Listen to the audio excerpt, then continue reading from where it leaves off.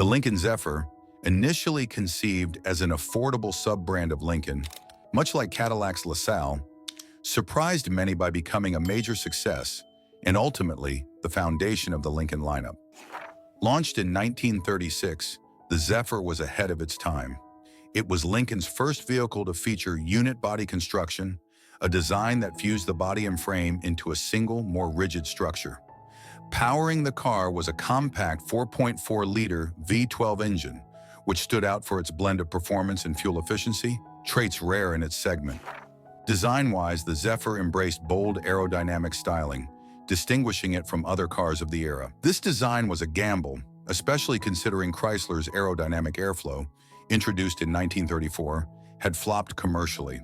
However, the Zephyr's blend of advanced engineering, cutting-edge design, and Lincoln's prestigious reputation resonated with buyers, securing its place as a significant success.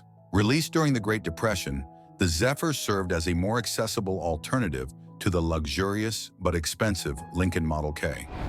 Its smaller size and more practical features appealed to buyers seeking the prestige of a Lincoln without the steep cost.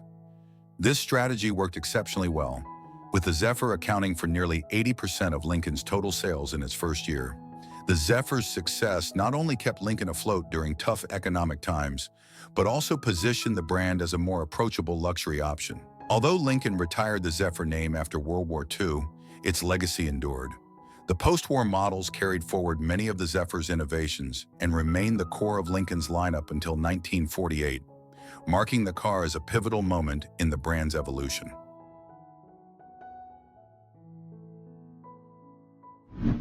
In 1956, Ford set out to create the world's finest personal luxury car, resulting in the Continental Mark II, a successor to the original Lincoln Continental designed by Edsel Ford in 1940. At a time when American automotive design was dominated by flashy chrome and decorative fins, the Mark II took a different route, embodying refined luxury with a minimalist and sophisticated aesthetic.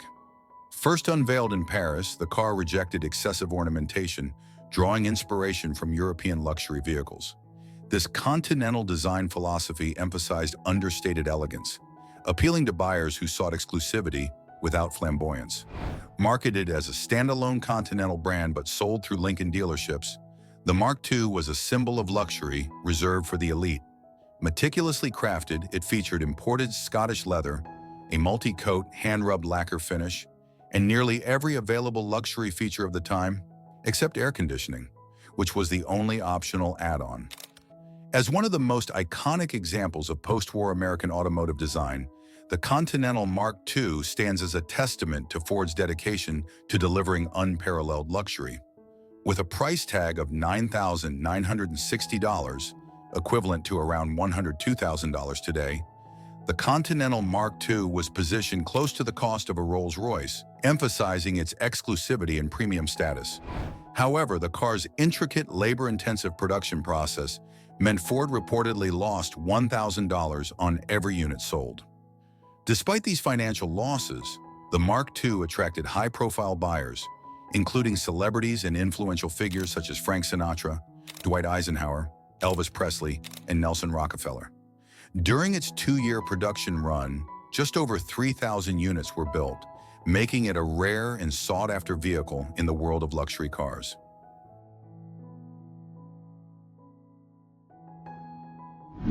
The 1961 Lincoln Continental marked a radical departure from the flashy, chrome-heavy designs of the 1950s. After several years of producing over-the-top vehicles, Lincoln introduced this new model, which is now celebrated as one of the most elegant and timeless luxury cars ever made. With its long, low, squared-off profile and clean, refined design, the 1961 Continental embodied a new standard of modern luxury. By shifting away from the excessive ornamentation of the previous decade, Lincoln managed to outshine Cadillac, instantly making its rivals' offerings seem outdated. The 1961 Continental's minimalist yet bold aesthetic not only solidified Lincoln's reputation for refined luxury, but also had a lasting influence on automotive design for years to come. Offered as both a four-door sedan and a four-door convertible, the car became instantly recognizable for its distinctive rear-hinged suicide doors, which added a touch of elegance and sophistication.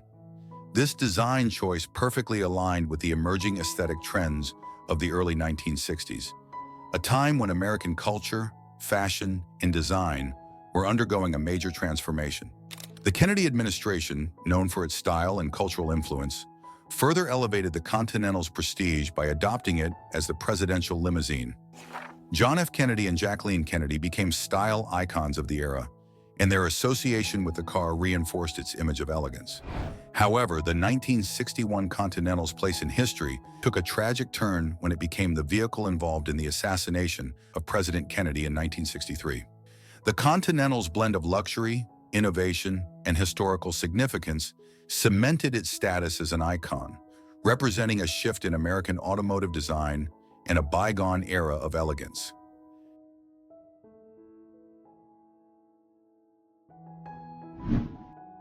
The 1969 Lincoln Continental Mark III represented the height of the rolling waterbed era of American luxury cars and was a massive hit from a business standpoint.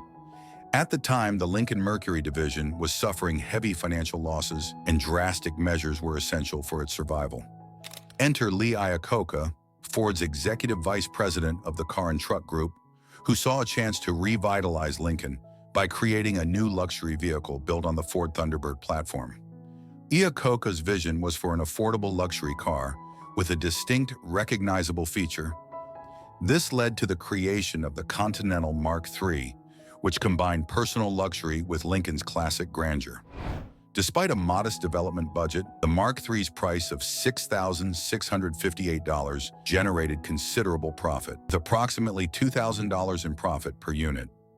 In its debut year, the Mark III outsold its main competitor, the Cadillac Eldorado, achieving Lincoln's goal of surpassing Cadillac in the luxury market and transforming Lincoln Mercury from a financial liability into a profitable powerhouse for Ford. The Mark III commanded attention with its power, a 7.5-liter V8 engine delivering 500 pound-feet of torque. This engine allowed the hefty Mark III to go from 0 to 60 miles per hour in 8.6 seconds, an impressive feat for a luxury car in 1968. Although it didn't push design boundaries, the Mark III was crucial in securing Lincoln's financial recovery and legacy. Its success not only helped Lincoln survive, but also positioned the brand to celebrate its milestones and continue as a strong competitor in the high-end automotive market.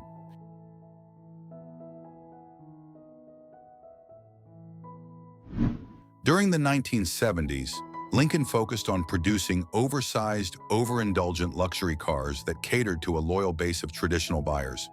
However, the launch of the Mark VII LSC represented a daring departure from this trend. Compact and aerodynamically styled, the Mark VII had minimal chrome and was built on the Mustang's Fox platform. It also featured an electronic air suspension to balance ride comfort with credible handling. Throughout its production run, Lincoln steadily increased the car's performance. The output of the 4.9-liter V8 engine climbed from 140 horsepower to 225 horsepower, delivering 300 pound-feet of torque. The LSC also replaced digital gauges with analog ones and introduced America's first four-wheel anti-lock braking system, ABS, marking a significant step forward in safety technology. By the late 1980s, the Mark VII LSC had earned a reputation as a credible luxury sports sedan, capable of holding its own against European competitors.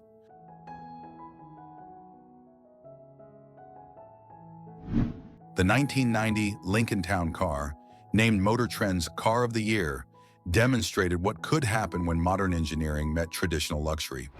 Although based on the aging Panther platform, the Town Car retained all the hallmarks of classic Lincoln luxury, being large, soft, plush, and whisper quiet.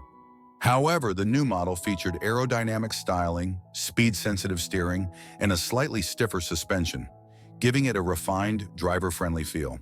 The only element missing was a modern engine, which arrived in 1991 with the introduction of the 4.6-liter overhead cam V8. This blend of old-school luxury and modern engineering allowed the Town Car to appeal to both traditional and younger buyers.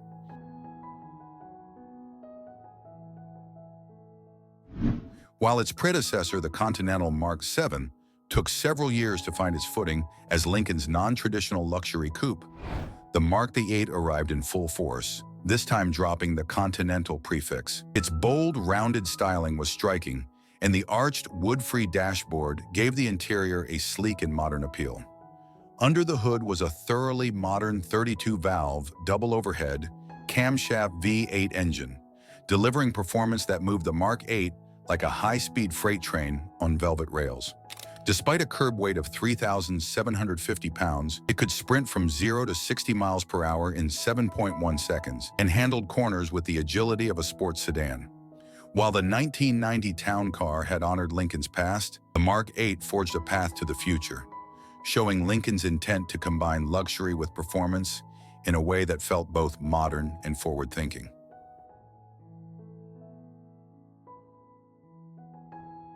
The 1998 Lincoln Navigator set the stage for the full-size luxury SUV segment. Created at a time when Ford still owned Jaguar, the Navigator's distinctive styling, leather-clad interior, and wood accents made it a true first-class experience. Beneath the hood, the 5.4-liter SOHC V8 gave it serious power, while the 4x4 truck mechanics ensured it could tackle rugged terrain with ease. With its 30-gallon fuel tank, the Navigator was built to go anywhere without frequent stops along the way.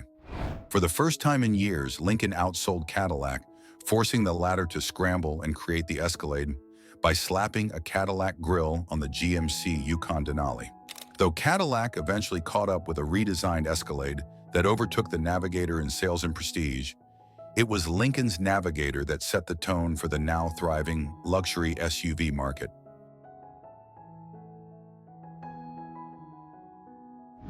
Despite producing some promising cars in the 1990s, no one expected Lincoln to introduce a car like the 2000 LS. It was a genuine rear-wheel drive sports sedan, complete with a manual transmission, something unheard of from Lincoln at the time.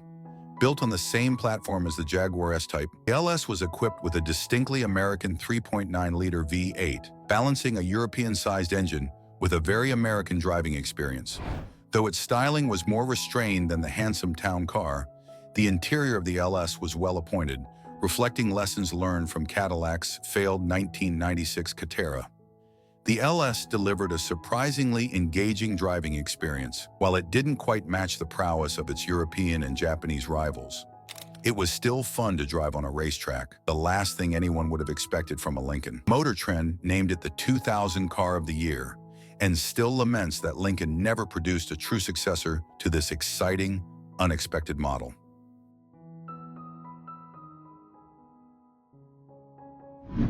Though based on the Ford Explorer platform, the 2020 Lincoln Aviator established its own identity with a high-end interior that could compete with any European luxury brand. With its 494 horsepower plug-in hybrid engine delivering a stunning 630 pound-feet of torque, the Aviator offers exhilarating straight-line performance while also being capable of running on pure battery power for emissions-free driving.